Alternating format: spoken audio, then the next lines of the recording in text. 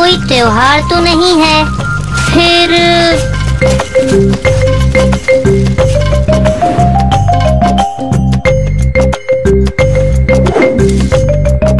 हो क्या रहा है ये? महाराज, ये सब तैयारियां क्यों चल रही हैं? क्या है आज? बुद्धिराज।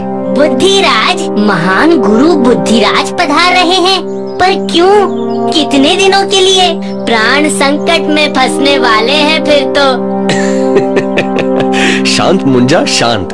इतने भी परेशान मत हो। और फिर वो हमारे परम मित्र के राजगुरु हैं। शिष्टाचार के नाते हम उनका प्रस्ताव कैसे अस्वीकार कर सकते थे?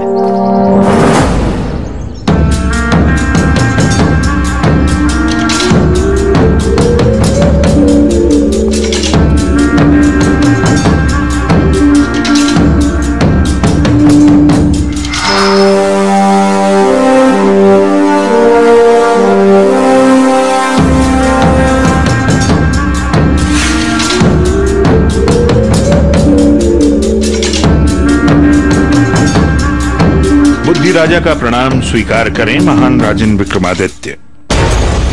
अब दो बातें। पहली ये कि ढोल का शोर सेहत के लिए हानिकारक है, वो मन को व्याकुल करता है। दूसरी बात, फूल बगीचों में या प्रभु के चरणों में ही अच्छे लगते हैं, उन्हें यूं उछालिए मत। सत्य वचन गुरुवर, सत्य वचन।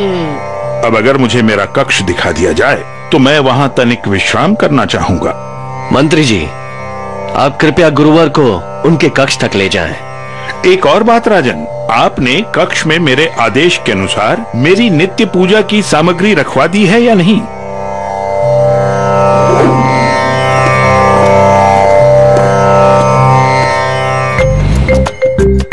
महाराज, कठिन वक्त है, टल जाएगा।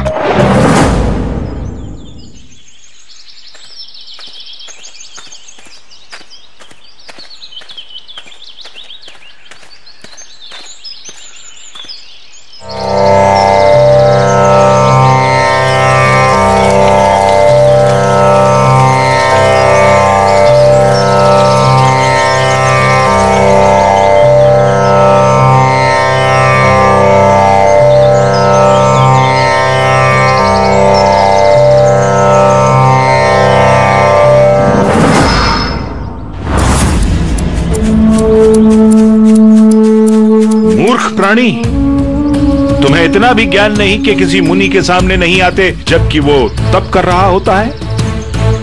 अब तुमने अपनी हर सीमा पार कर दी है और तुम्हें इसका दंड मिलेगा, कठोर दंड। सैनिक, बंदी बना लो इसे और इसे दरबार में प्रस्तुत करो। अभी बंदी बनाओ इसे, अन्यथा तुम्हारा भी वही हश्र होगा।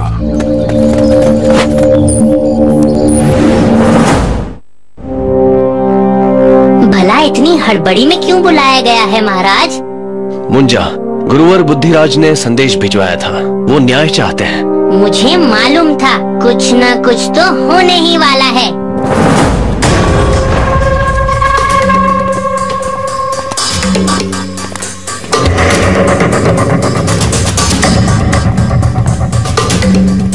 महाराज विक्रमादित्य, मेरा सादर प्रणाम स्वीकार कीजिए और मुझे न्याय दीजिए। इस मूर्ख माली को दंड दीजिए। मगर क्यों गुरुवर? ऐसी क्या गुस्ताखी हो गई इससे? इसने मेरी प्रातःकाल की पूजा में विघ्न डाला है। सालों से आज तक मैंने कभी अपना सूर्य नमस्कार पूरा किए बिना अपना स्थान नहीं छोड़ा, मगर आज इस मूर्ख की वजह से वो खंडित हो गया। अरे किसी न किसी पर तो प्रकोप पड़ना ही था, पर अब इसे अभी इस राजभवन से निष्कासित कर दीजिए। इसे निकाल बाहर कीजिए महाराज। अब क्या करेंगे महाराज? आगे कुआं तो पीछे खाई, न जाने कहां से यह आफत आई। ठीक है, आपको अवश्य न्याय मिलेगा गुरुवर, लेकिन माली का पक्ष सुने बगैर अगर मैंने फैसला सुना दिया तो वो इंसाफ नहीं कहलाएगा। तो आप मुझे झूठा कह रहे हैं राजन? मैं बस नीति का पालन कर रहा हूँ गुरुवर, और नीति के अनुसार दोनों पक्षों को सुने बगैर मैं इंसाफ नहीं कर सकता। आपने मुझे भरी सभा में अपमानित किया है राजन। या तो आप इसी वक्त इस माली को दंड दीजिए, वरना मैं आपके इस पूरे राज्य को श्राप दूंगा कि जिस तरह मुझे सूर्य की रोशनी से वंचित किया गया, उसी तरह आपका संपूर्ण राज्य हमेशा हमेशा के लिए सूर्य की रोशनी से वंचित हो जाए।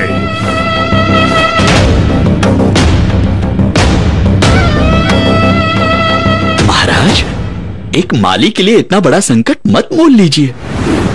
लेकिन वो मेरी प्रजा है और एक राजा होने के नाते मैं अपनी प्रजा को कैसे बीच संकट में छोड़ सकता हूँ? महाराज क्षमा कीजिए, मगर मेरे एक की वजह से पूरे राज्य पर संकट आ रहा है, तो मेरा कर्तव्य भी तो यही कहता है कि मैं खुद ही चला जाऊं। बात अब न केवल तुम्हारी है, न मेरी और न राज्य की बात है। ये बात है राज मर्यादा की। जब ज्ञान अहंकार बन जाए तो वो विनाश लाता है। लेकिन उपाय क्या है महाराज? उपाय ये है कि गुरु बुद्धिराज को ये संदेश भिजवा दीजिए कि अगर वो मुंजा को तर्क में हरा देंगे तो हमें उनकी हर बात मंजूर होगी। पर क्यों? मैंने क्या किया? मुझे क्यों सूली पर चढ़ा रहे हैं? मैं कैसे बुद्धिराज से? शांत मुंजा, मुश्किल वक्त में धीरज और हिम्मत नहीं हारनी चाहिए। वो जो भी सवाल करेंगे मैं उसका उत्तर अपने मन में सोचूंगा और तुम जादू से उसे जान लेना। अब थोड़ा ठीक ठाक लग रहा है, लेकिन महाराज ये तो गलत है। नहीं मुंजा, इस वक्त यही सही है।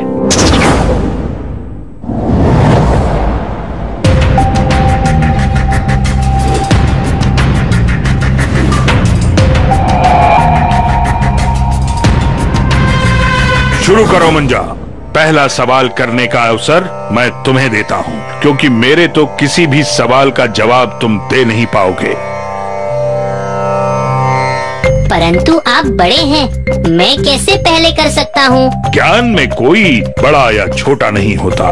नहीं, मैं तो उम्र की बात कर रहा था। क्या कहा? पहले आप। नहीं, पहले आप, ये मेरा आदेश है। मान जा मेरे बाप। क्या? पहले आप गुरुवर, पहले आप। पूछो, डरो मत। डर? मुंजा किसी से नहीं डरता। मेरा पहला सवाल। गई भैंस पानी में। लेकिन मैं पूछूंगा अपनी भाषा में। किसी भी भाषा में पूछो। सरल इंसान कौन होता है? वो जो कुछ नहीं जानता इसलिए कुछ नहीं चाहता? नहीं, वो जो सब जानते हुए भी अपनी लालच और चाहत का त्याग नहीं कर पाता। दानी कौन होता है? जो धनी है? नहीं, जो संतुष्ट है। किसको अधिक गुस्सा आता है? जो बलवान है? नहीं, जो असंतुष्ट है। घमंडी इंसान कौन होता है? जो सबसे बड़ा ज्ञानी होता है? नहीं, वो जो कुछ नहीं जानता पर उस बात को छुपाना चाहता है। ज्ञान तो हर किताब में मिलता है, परंतु कठिन है उसका पालन करना। कठिन क्या है? ज्ञान की बातें करना या उस ज्ञान को दिल से मानना?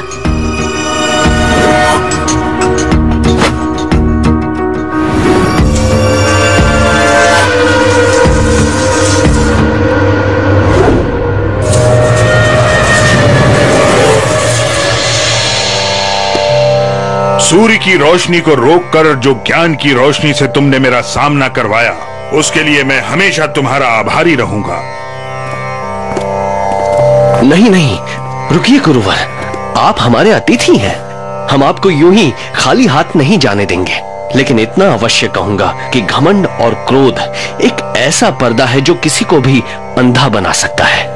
हमें उससे बचना चाहिए गुरुवर। मैं खाली हाथ नहीं जा रहा महाराज, बहुत बड़ी सीख लेकर जा रहा हूँ। वाह, क्या बात है! मुंजा महान दिखाई करता तमाम, मुंजा महान करे सब मुश्किलों का काम तमाम। तो देखा दोस्तों, केवल ज्ञान हासिल करना ही काफी नहीं होता, उसका जीवन में नियम अनुसार पालन करना भी उतना ही आवश्यक है। तो फिर अब मिलेंगे अगली कहानी में। तब तक के लिए अलविदा।